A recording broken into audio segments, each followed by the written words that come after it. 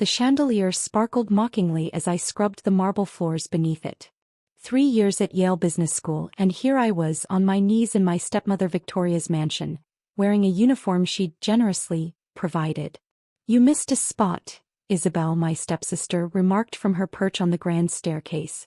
She deliberately dropped her green smoothie, watching it splatter across my freshly cleaned floor.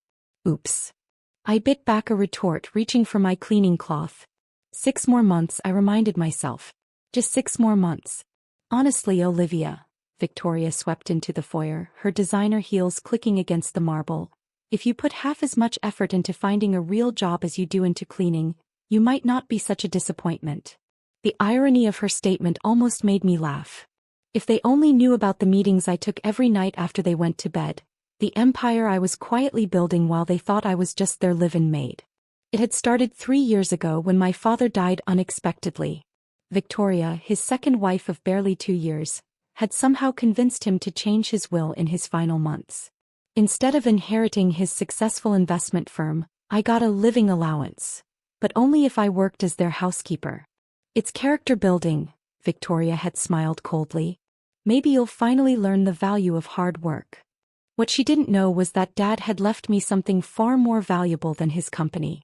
In his final lucid moments, he'd given me a key to a safety deposit box. Inside was everything I needed to carry out his real legacy, the foundation. "Keep it quiet until it's ready," he'd written in his final letter. "They'll try to take it if they know.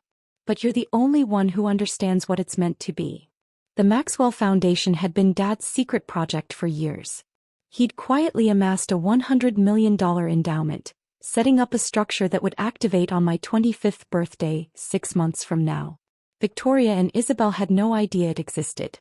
Earth to Olivia. Isabelle's sharp voice cut through my thoughts. "The charity gala committee is coming at 4.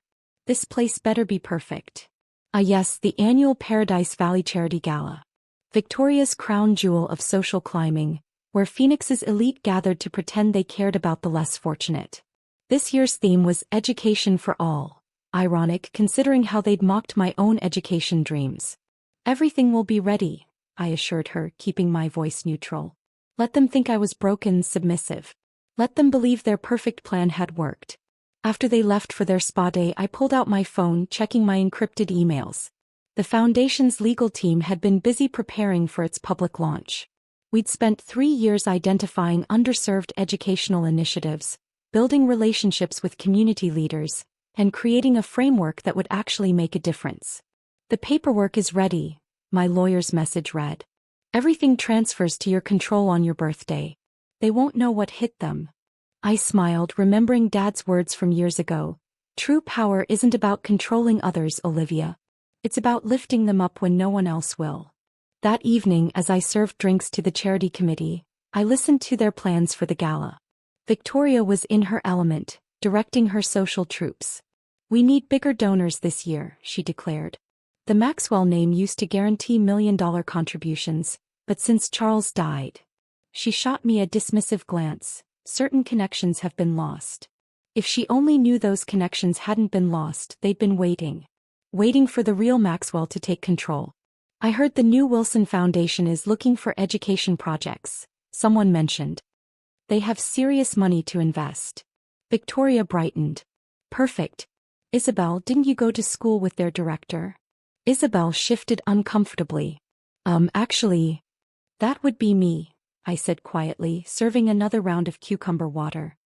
"We were in the same class at Yale. Before you made me drop out." The room fell silent. Victoria's smile turned brittle.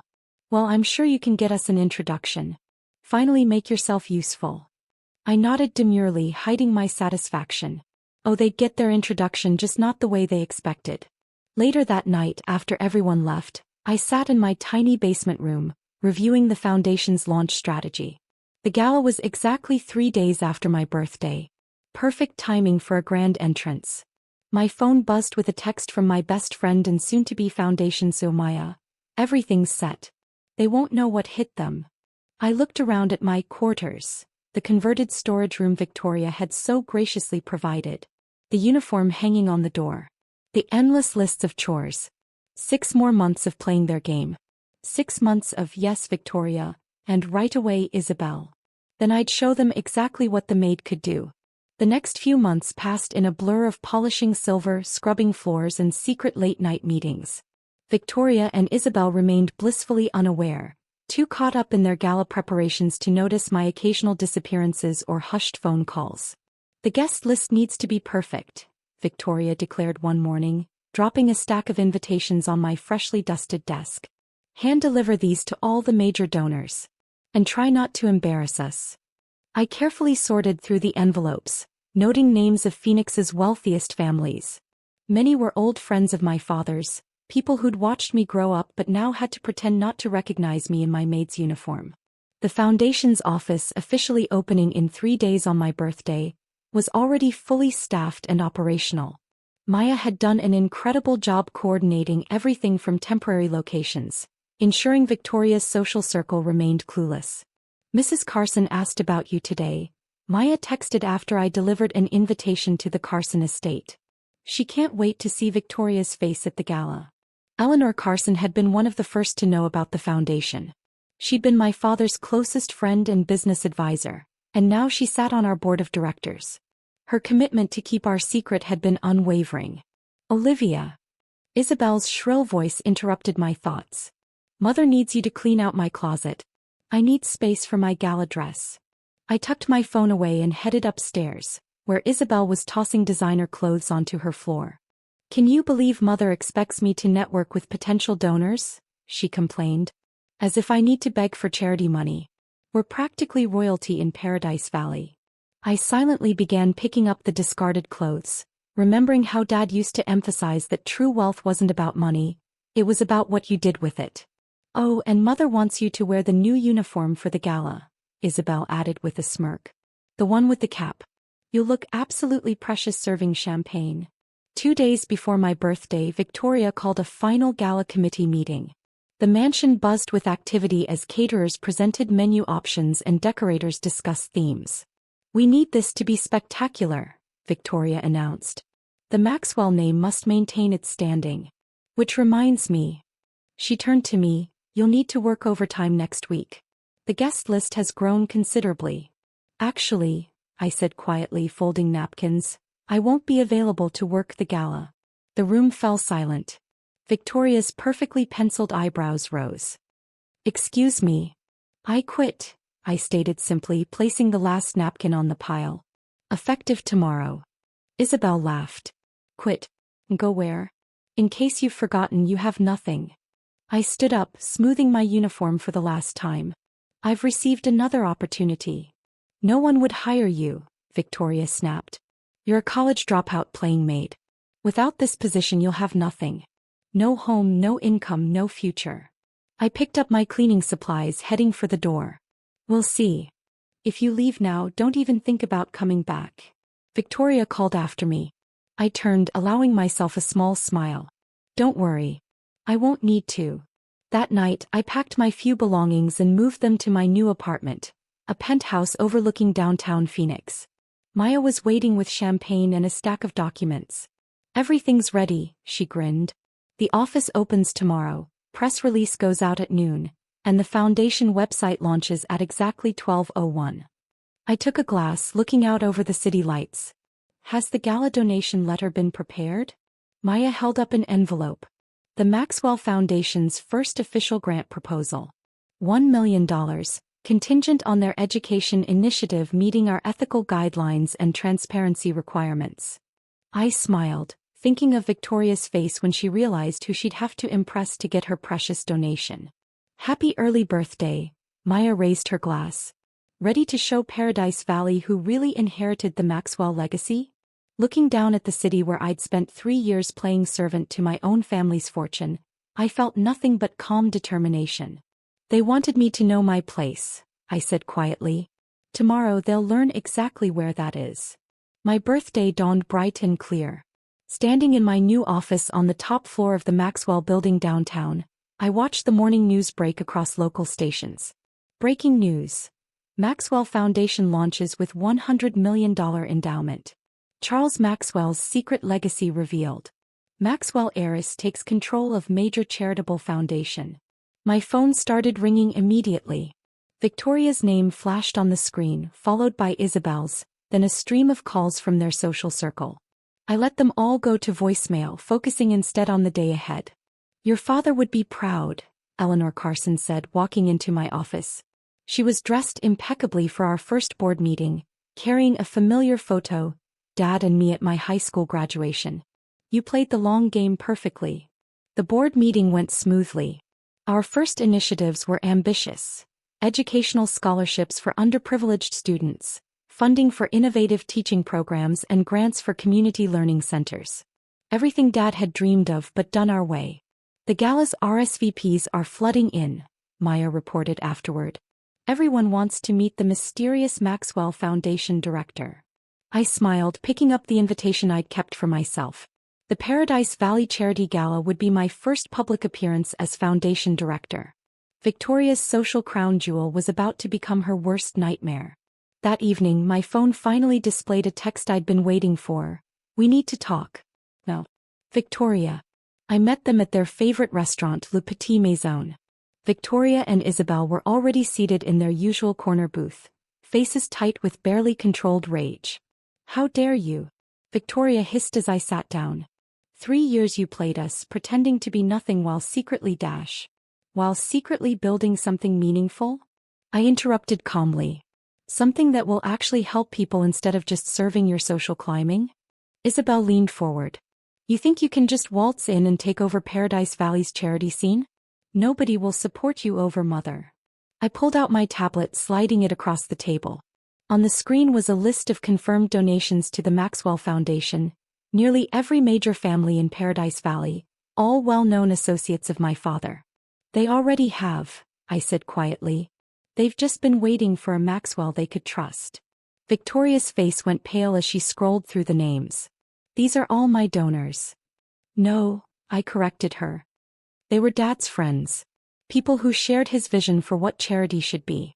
Not social events for the elite, but real change for those who need it." "What do you want?" Victoria demanded. "Money? Position? Name your price." I pulled out the grant proposal letter, placing it next to the tablet.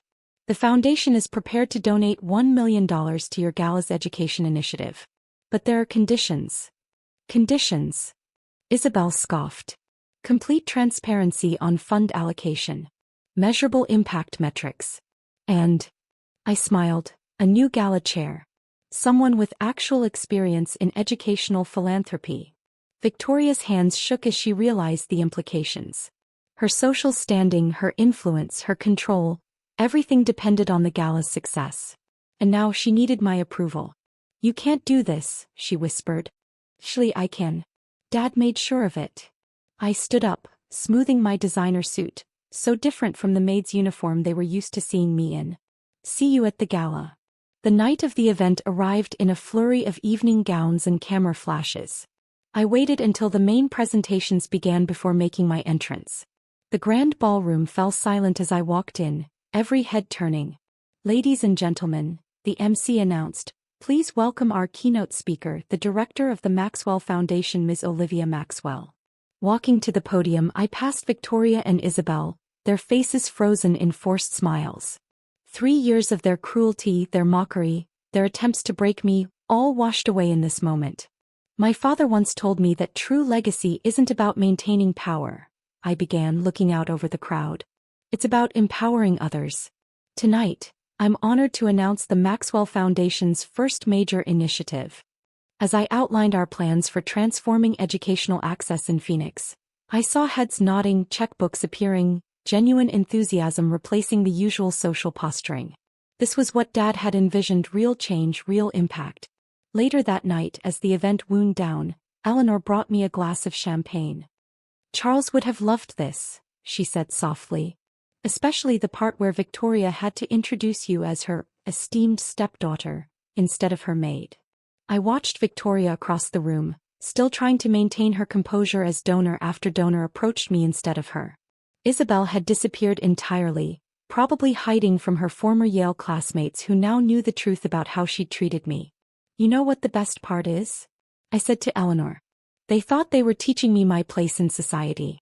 And they did, just not the place they intended." My phone buzzed with a message from Maya. Education Board loved our presentation. They're ready to partner on the scholarship program. Looking around the ballroom, I saw not just Phoenix's elite, but the beginning of real change. The foundation would reshape educational opportunities for thousands of students. Kids like I had been dreaming of college would get their chance. Victoria caught my eye across the room, her mask finally crumbling completely. I raised my champagne glass slightly, remembering all those days of serving drinks in this very room. "Thank you," I mouthed silently, "for teaching me exactly who I needed to become." The maid had become the master. But unlike them, I would use my power to lift others up, not tear them down. After all, that was the true Maxwell legacy, one that no amount of social climbing could ever replicate. And somewhere I knew Dad was smiling. The following week, Maya presented me with a stack of applications for our first scholarship program. Among them was a letter from Victoria requesting a private meeting.